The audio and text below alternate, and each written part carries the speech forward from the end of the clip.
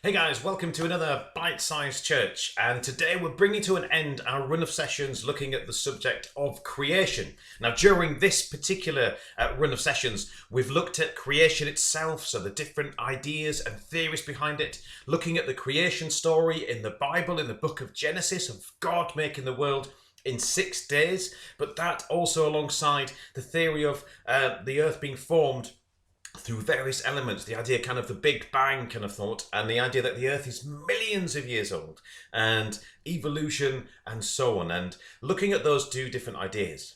We've also looked at where we come from. What's our thoughts about our own existence? Was our birth pure chance? Is it just completely coincidental that we are here?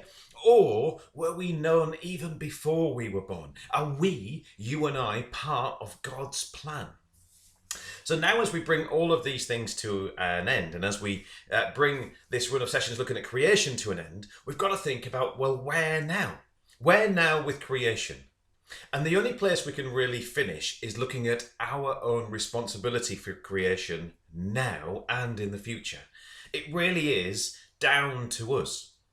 In some ways, it almost doesn't matter how you feel about where creation came from, where the world came from. And I personally believe that you can absolutely have hand in hand the theories of science and the theories of the beliefs of faith. You can have an idea that the earth is millions of years old and evolution, and think that it's done by God, that God is absolutely involved in that. And that's where I find myself. I believe that the earth is millions of years old. I believe in evolution, but I do believe that there is a design, a plan, that God has made the earth to be what it is so that life is possible. And he's made this world stunningly beautiful with all its nature, all its beauty. But now it is very much down to us as to what happens to creation. In the Bible, God creates the world and then hands it over basically to humanity. He says, here is the world. I want you to care for it. And let's be honest, we've done a really pretty bad job of caring for creation. And it is now our responsibility as to what happens to our planet, and certainly the legacy that we leave for the generations that come after us. You know that I've got children. I've got 3 young children, and I do genuinely spend a lot of time thinking about, well, what kind of world am I leaving for them? What is the legacy that they're going to pick up that I am leaving for them in relation to this planet? What are the issues that they're going to have to deal with that I have been party in creating? So I think as we think about creation, it's all good to think about where we came from and where the earth came from. But as part of it, we cannot abdicate the responsibility we have for now, for right now. It's down to us. What we know as we look around the world is that things are struggling. We can see the change in climate. We can see more extreme weathers. We can see large amounts of nature really suffering. Masses of forests being cut down. Masses of wildlife being displaced. We can see different species and lots of them either becoming extinct or at a very high risk of becoming extinct. These are issues which are happening on our watch, in our lifetime.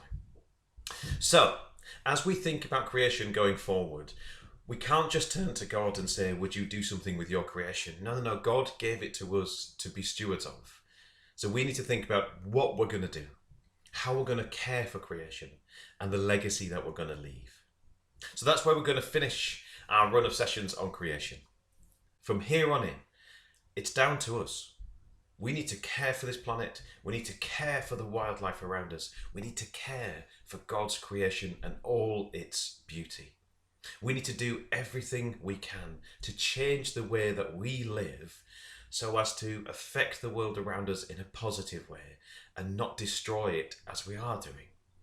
Now, we can do this. We are beginning to think about this more seriously as a human society, but there's much more that we can do.